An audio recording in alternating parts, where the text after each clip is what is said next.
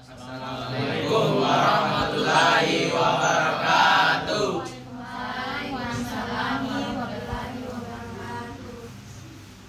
Baik, kami dari kelompok 2 akan menampilkan materi mengenai puisi. Kenalkan, nama saya Muhammad Aditya Pratama selaku moderator, dan ini adalah teman-teman saya yang dimulai dari Perkenalkan, nama saya Ahmad Ahmad. Perkenalkan, nama saya Muhammad Aidil. Saya Putra Agus Salim. Saya Andi Gianendra. Saya Andi Muhammad Kotainga. Saya Andi Muhammad Putra. Saya Muhammad Akbar. Saya Andi Muhammad Aisi. Perkenalkan, nama saya Miftah Ahmad Fatih. Itulah anggota-anggota dari kelompok kami. Selanjutnya izinkanlah kami untuk menyampaikan materi kami. Saya persilahkan kepada Andi Gianendra untuk membawakan materinya kepada saudara tersebut.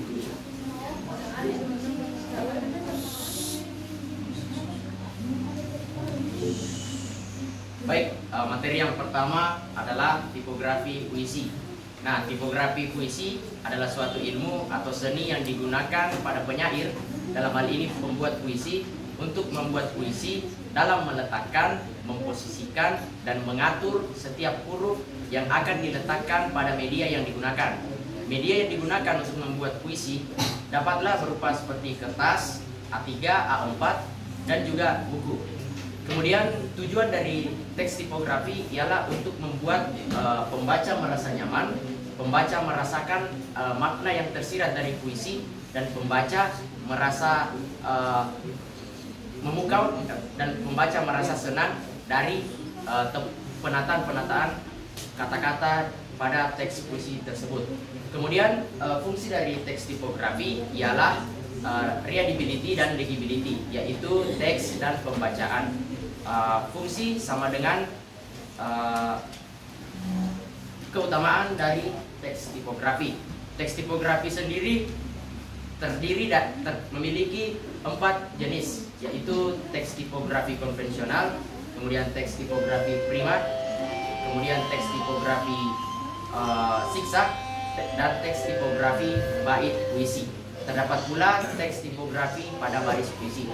Nah, pada layar tampilan di atas dengan judul puisi Nyanyian Gerimis karya dari Sony Farid Maulana terdiri atas 3 bait dan 27 larik atau baris. Di sebelah kiri adalah contoh dari teks tipografi siksak dan teks tipografi pada umumnya, dan ini adalah teks tipografi siksak. Bentuknya Z seperti tidak terarah.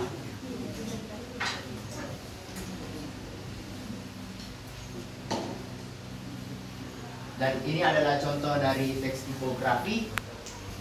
Tipografi menggunakan huruf kecil tanpa tanda baca, teks tipografi pada bait puisi.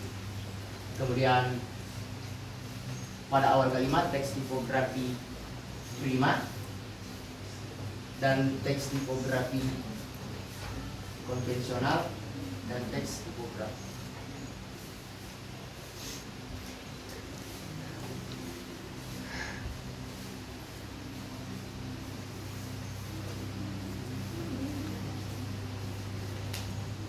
Ya, baik.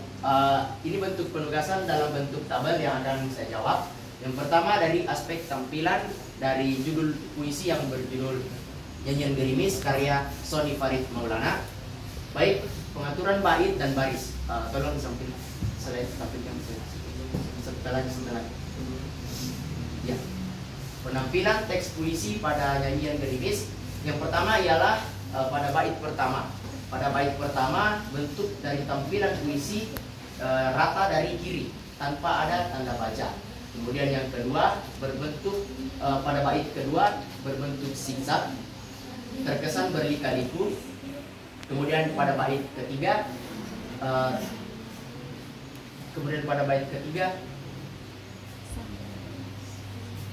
sama halnya dengan pada bait kedua, berbentuk topografi zigzag.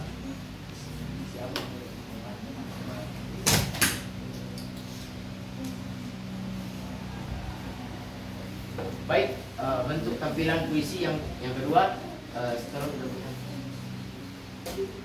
bentuk tampilan puisi yang dua itu pada bait pertama rata juga dari kiri, kemudian bentuk topografi dari bait kedua ialah berbentuk topografi zigzag dan sama pun dengan bait ketiga.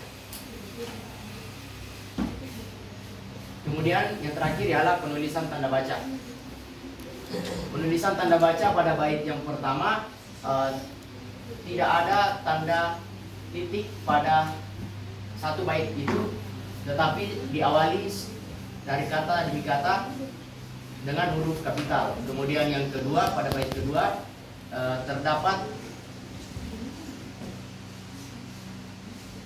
tidak terdapat juga tanda baca, tetapi semua diawali dengan huruf kapital. Sedangkan bait ketiga atau bait yang terakhir diawali dengan kata kapital, huruf kapital, dan juga memiliki satu tanda baca pada baris kedua di bait ketiga. Baik, itulah tadi mengenai topografi puisi. Selanjutnya saya akan membahas tabel 6.14 yang membahas bentuk rima dari puisi nyanyian gerimis. Pada bait pertama, rima akhir bait ke-1 tidak berpola karena di akhir baris terdiri atas kata-kata berikut: hujan, untung, kalbu, sukma, berpendam, dan muara.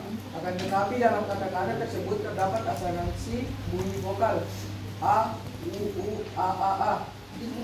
Selanjutnya bait kedua, rima akhir bait tidak berpola karena di akhir baris terdiri atas kata-kata berikut: keheningan, di bumi, matamu, apalagi, dan telaga.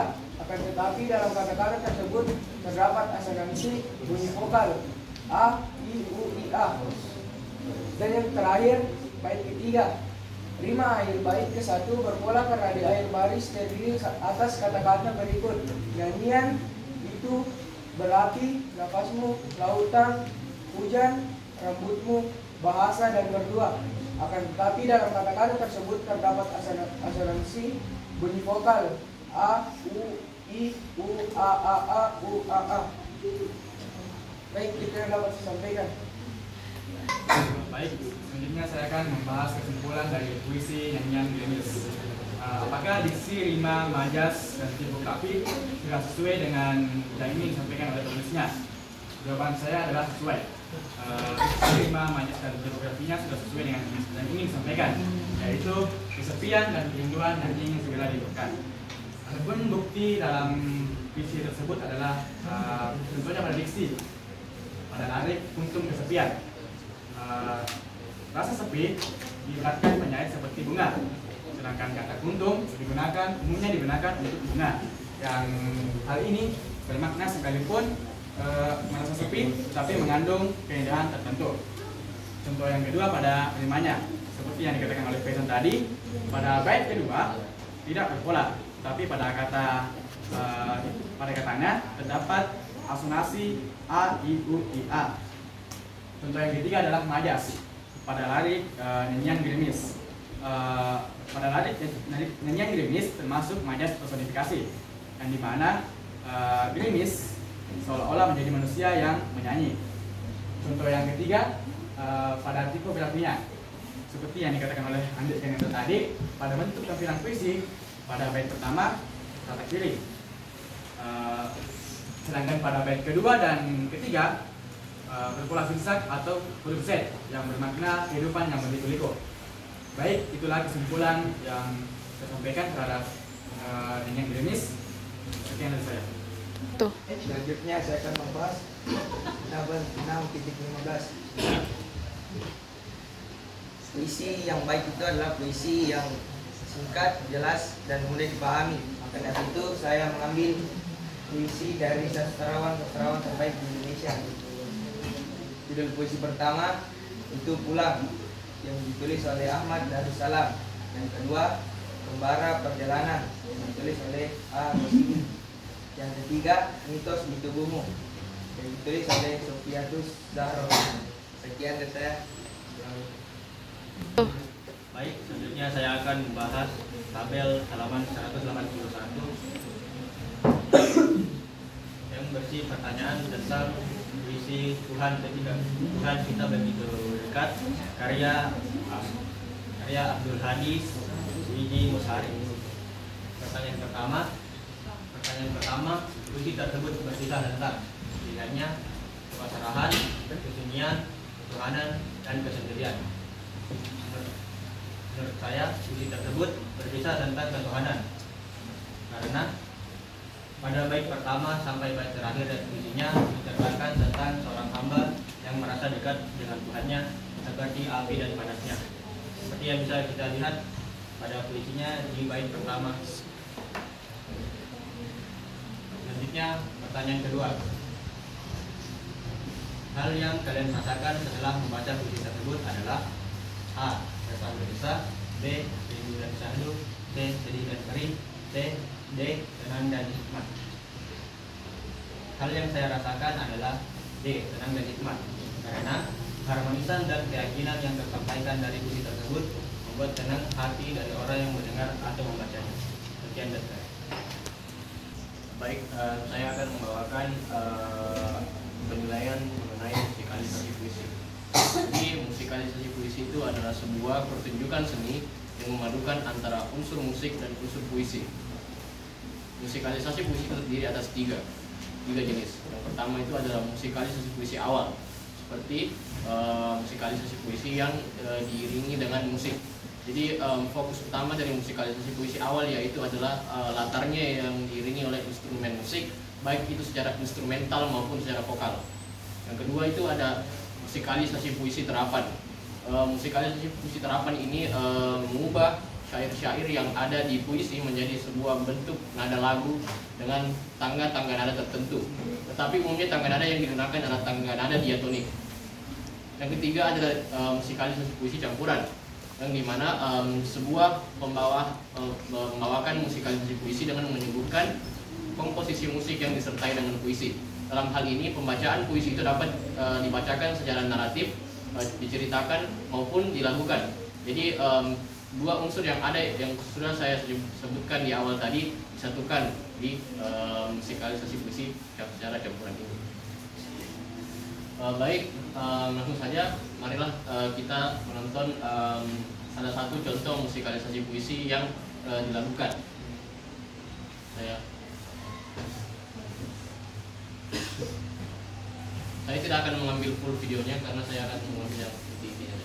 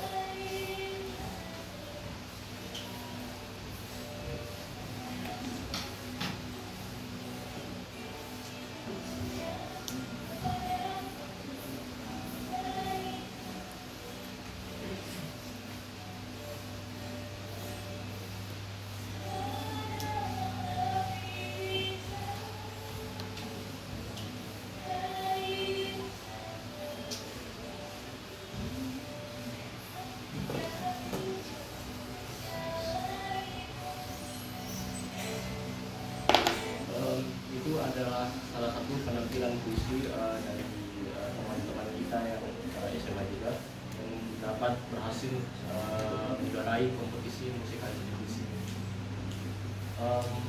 Menurut tabel penilaian yang ada di buku, ada 6 aspek yang digunakan untuk menilai sebuah musikalisasi puisi. Baik atau tidaknya sebuah musikalisasi puisi itu ditentukan oleh 6 aspek yang saya tampilkan di atas. Yang pertama adalah penafsiran penafsiran puisi.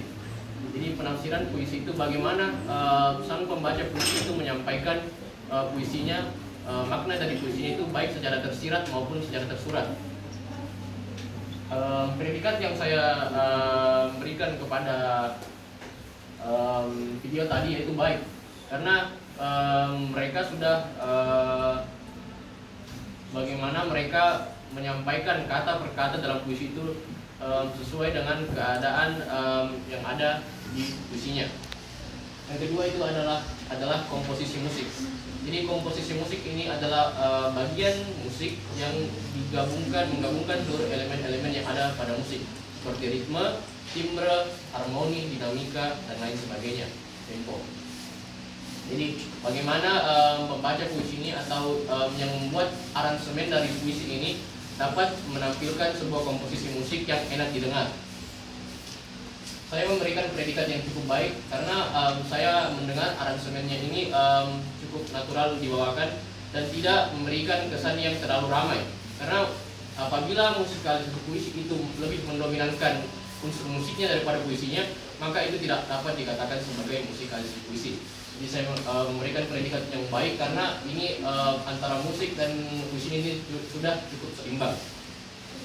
Yang ketiga itu adalah keselarasan harmoni bunyi. Keselarasan yang dimaksud di sini adalah kesesuaian atau keteraturan antara unsur musik dan puisinya. Jadi bagaimana unsur musik dan puisi yang dibawakan pada musikalisasi puisi itu bisa teratur sesuai dengan tempo-tempo yang ada yang akan dibawakan. Tidak ada yang cepat, tidak ada yang lambat. Jadi semuanya itu sesuai dengan kadarnya sehingga puisi yang dihasilkan itu enak didengar. Saya juga memberikan predikat yang baik karena seperti yang kita dengar tadi, apa yang mereka sudah tampilkan itu sudah cukup pas dengan keselarasan harmoni bunyi. Yang keempat itu adalah vokal dan penghayatan. Jadi vokal itu adalah tinggi rendahnya nada saat kita berbicara. Jadi intonasi kita itu ada beberapa part dalam puisi itu yang kita harus menggunakan intonasi tinggi, ada yang beberapa part di puisi itu kita menggunakan intonasi yang rendah. Karena kenapa? Karena apabila kita menggunakan intonasi rendah dan tinggi itu kita lebih bisa menjiwai puisi tersebut. Lain halnya jika misalnya puisi yang kita bawakan itu vokalnya itu tinggi terus, pasti tema yang rasa kita menjiwainya itu tidak ikut di situ. Predikat yang saya juga baik, benar ya. Seperti kalian bisa lihat, vokalnya memang sudah bagus. Penghayatan itu bagaimana sang pembaca puisi itu bisa memaknai atau menjiwai puisi yang dia bawakan, dan saya katakan itu sudah cukup baik. Dan penampilan itu yang berkaitan dengan panggung, bagaimana pembaca puisi ini bisa menampilkan aksi-aksi yang indah di atas panggung. Dan seperti yang kalian lihat tadi, ada sedikit gerakan-gerakan yang diberikan oleh pembaca puisi, seperti mengangkat tangannya, itu merupakan salah satu penilaian penampilan. Dan saya memberikan ini predikat cukup baik. Dan yang terakhir itu adalah kreativitas. Jadi kreativitas itu bagaimana musikalisasi puisi ini dapat memberikan sebuah ide atau gagasan-gagasan yang menarik. Bagaimana orang pembaca puisi ini bisa menuangkan idenya ke dalam musikalisasi puisi ini. Seperti yang kalian lihat tadi, dalam instrumentalnya itu dia menggunakan alat musik cajon dan alat musik yang itu, saya lupa namanya. Pokoknya dia itu menggunakan alat musik yang unik, dan itu menurut saya itu merupakan salah satu ide yang menarik karena pada umumnya musikalisasi puisi itu hanya kalau bukan dibawakan dengan gitar, dia menggunakan keyboard. Tapi saya lihat mereka menggunakan salah satu alat musik yang tidak terlalu familiar di mata orang. Jadi mungkin itu adalah keenam aspek yang digunakan pada buku untuk menilai suatu musikalisasi yang ada pada puisi. Menurut saya saran yang saya ingin berikan kepada video yang tadi, memang kalau dalam pengambilan video itu diharuskan itu dalam terutama musikalisasi puisi atau yang berhubungan dengan unsur-unsur musik itu harus menggunakan suara yang jelas. Tapi dalam video tadi saya dengar suaranya belum terlalu besar. Padahal yang dinilai aspek terbesar dalam penilaian musikalisasi puisi itu adalah bagaimana kita bisa mendengarkan musikalisasi itu dengan jelas. Ya, apresiasi saya bahwa mereka juara 1. Itu sudah clear bahwa mereka ini sudah tidak memiliki kekurangan adat tetapi sudah cukup kecil, dan mereka sudah dinilai oleh orang-orang yang lebih expert di bidangnya dibanding saya. Jadi mungkin itu yang bisa saya sampaikan, kurang dan lebihnya mohon dimaafkan. Akhir kata, Assalamualaikum warahmatullahi wabarakatuh. Assalamualaikum warahmatullahi wabarakatuh.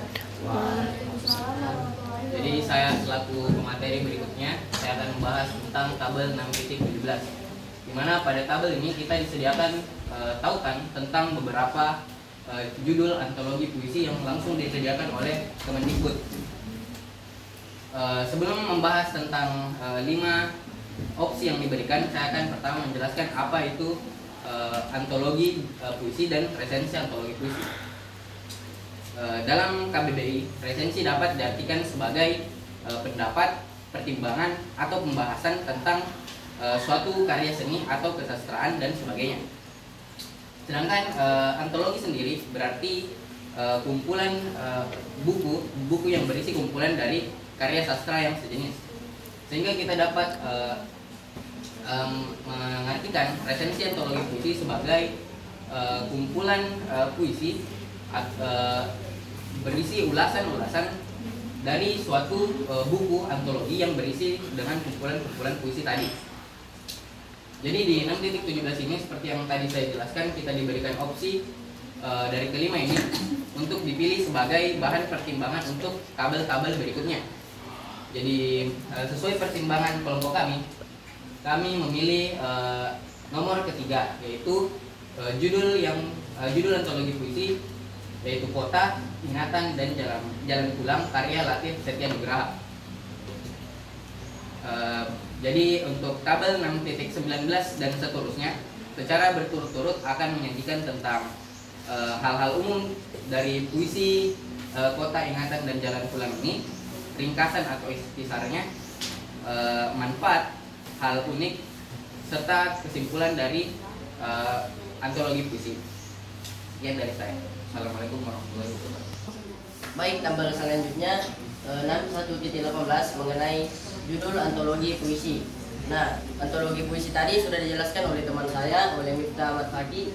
Dan adapun judul-judul antologi puisi antara lain yang pertama Lautan Kata, penulisnya Sheryl Anwar. Yang kedua Menatap Matahari, penulisnya Sapardi Djoko Damono. Yang ketiga Hujan Pagi, penulisnya Willy Brodus Surendra Broto Narendra.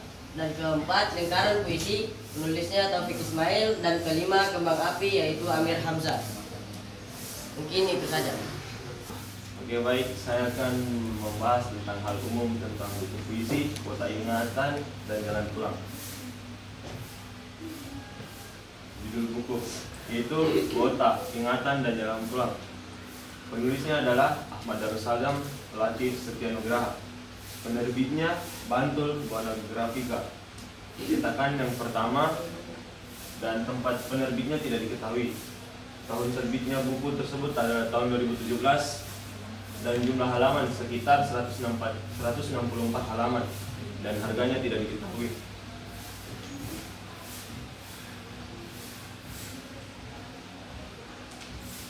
Ya, jadi ini adalah sumber yang kita dapat dari buku tersebut. Oke, baik, sekian. Baik, selanjutnya adalah nominasi judul resensi dari Kota, Ingatan, dan Jalan Pulang. Jadi sebelum membuat resensi atau review dari antologi tersebut, kita akan menominasi dulu judulnya. Yang pertama adalah Kota, Ingatan, dan Pulang, Perjalanan Masa Lalu. Oke, kenapa saya menambahkan Perjalanan Masa Lalu? Karena sebagian besar dari puisi-puisi yang ada dalam buku antologi tersebut menceritakan tentang perjalanan masa lalu. Yang kedua, mengenang jalan pulang dalam kota ingatan. Hampir mirip dengan yang pertama. Ini lebih menceritakan tentang ingatan tentang kota tersebut. Yang ketiga, meradit identitas lewat kenangan kota. Yang ketiga ini kami mengambilnya karena dalam visi-visi dalam antologi tersebut menceritakan tentang identitas, bagaimana identitas tercipta dari kota sebelum mereka menjadi sukses.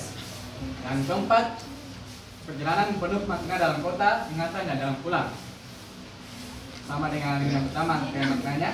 Dan yang kelima adalah kota, identitas dan nostalgia dalam pulang. Baik, itulah nominasi judul resensi untuk membuat resensi.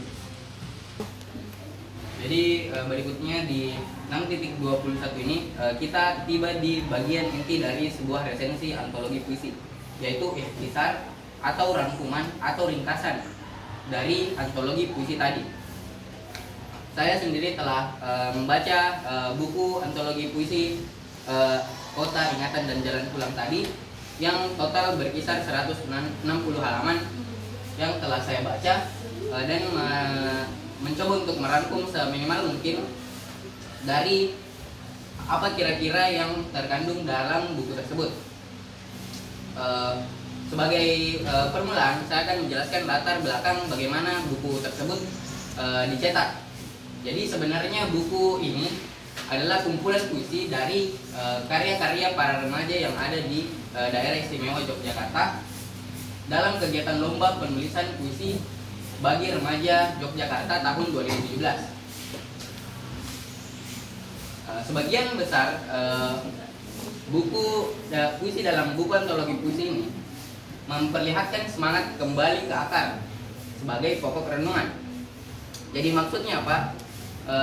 Dapat dilihat bahwa sebagian besar dari judul-judul puisi di buku ini menjelaskan tentang bagaimana kisah seorang yang telah sukses dan ketika dia kembali ke kampung halamannya, kita dirasakan perasaan nostalgia yang dimana dirajut dengan kata-kata dan pembawaan yang sangat hias.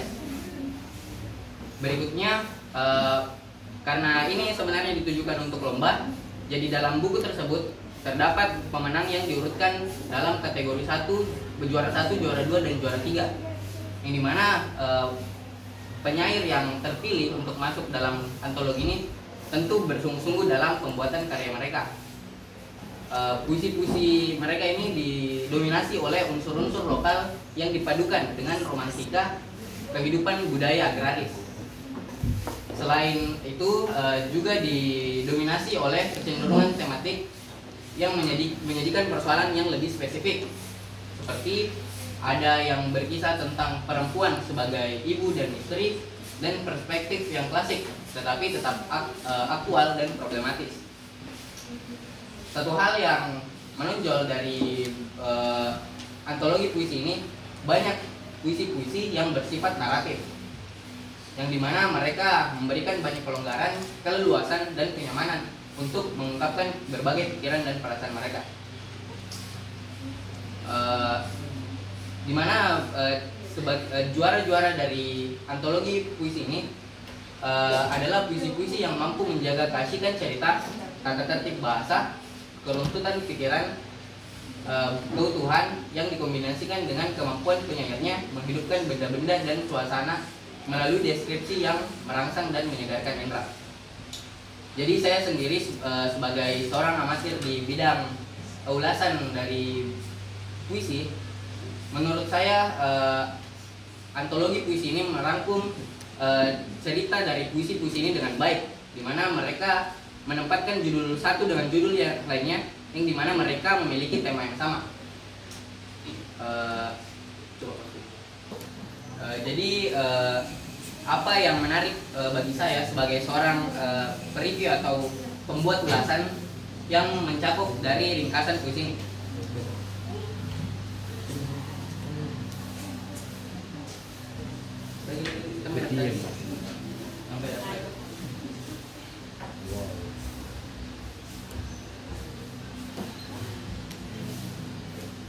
Jadi seperti yang tadi saya bilang, antologi puisi ini sebenarnya adalah kumpulan dari puisi-puisi para peserta yang mengikuti suatu lomba.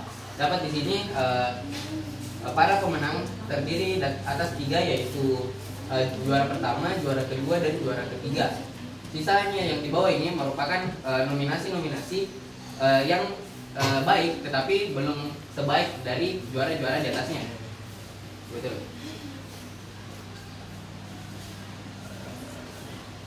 Sampai puisi pertama dan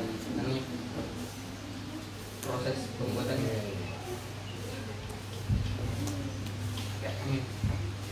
Jadi hal yang menarik dari antologi puisi ini, setelah mereka menampilkan suatu puisi yang tadi yang puisi berjudul Pulang dari Ahmad Darussalam, berikutnya mereka akan menyampaikan proses kreatif bagaimana mereka menulis puisi ini. Jadi dapat dilihat di sini bagaimana sang pemenang Ahmad Darussalam membuat puisi dia dalam buku antologi puisi ini. Mungkin cukup sekian ringkasan dari antologi buku Kota Ingatan dan Jalan Pulang. Sekian dari saya. Wassalamualaikum warahmatullahi wabarakatuh. Selanjutnya saya akan menjelaskan hal-hal yang unik atau menarik dan berkesan dari antologi puisi tersebut. Menurut saya, hal-hal yang unik dan menarik dan menjadi paparan kelebihan buku tersebut adalah terdapat banyak kata-kata yang baru yang kita ketahui arti dan maknanya yang pastinya sangat berguna untuk kita dalam mendapatkan ilmu baru, dan juga terdapat banyak referensi puisi yang dapat menjadi patokan dan ide dalam membuat puisi yang menarik dan tentunya bermakna. Selain itu, terdapat latar belakang atau proses dalam pembuatan puisi yang membuat kita termotivasi dalam meningkatkan kualitas puisi yang akan kita buat. Next. Nah, seperti yang dijelaskan Miftah Ahmad Fakih sebelumnya, terdapat proses kreatif dalam penulisan puisi tersebut. Jadi mereka sesudah membuat puisi, mereka juga menuliskan proses bagaimana mereka terinspirasi dan termotivasi agar dapat menuliskan puisi karya mereka. Yang dalam sini saya ambil salah satu puisi mereka yang berjudul Riwayat Istri Taat oleh Ilham Rabbani. Jadi di sini dia menuliskan proses-proses kreatif dan apa saja yang sehingga dia termotivasi membuat puisi tersebut, dan juga terdapat kata-kata baru dan juga makna-makna yang tersampaikan dari puisi tersebut, yang seperti contohnya dalam berlian tersebut dia bukan menjelaskan berlian yang sebuah perhiasan, tapi sebuah sasak, dukun sasak, dan makna-makna lainnya yang mungkin sebenarnya umum tapi jarang kita temukan dan tidak dikonsumsi sehari-hari. Mungkin demikian presentasi dari saya. Terima kasih. Adapun manfaat buku dari slide sebelumnya yang telah ditampilkan pada 6.19, di mana puisi-puisi dalam antologi. Seperti kita ketahui, antologi merupakan suatu kumpulan buku puisi di mana kumpulan karya sastra dibentuk dalam satu buku dan tersusun dari beberapa pilihan, di mana buku itu bermanfaat sebagai tradisi dan modernitas dalam wilayah ingatan dan pengalaman yang hadir melampaui imajinasi kampung halaman sebagai rumah tempat kembali pulang menyimpan rasa masa lalu dalam ingatan yang tumbuh menjadi semesta pengetahuan masa lalu dikedepankan dan dibangkitkan kembali di masa kini yang kini sudah berjarak. Mungkin cukup sekian dari manfaat buku.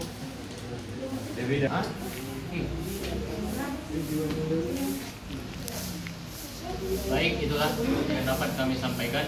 Demikian yang apa yang dapat kami sampaikan, kurang lebihnya mohon dimaafkan. Assalamualaikum warahmatullahi wabarakatuh. Genesis B1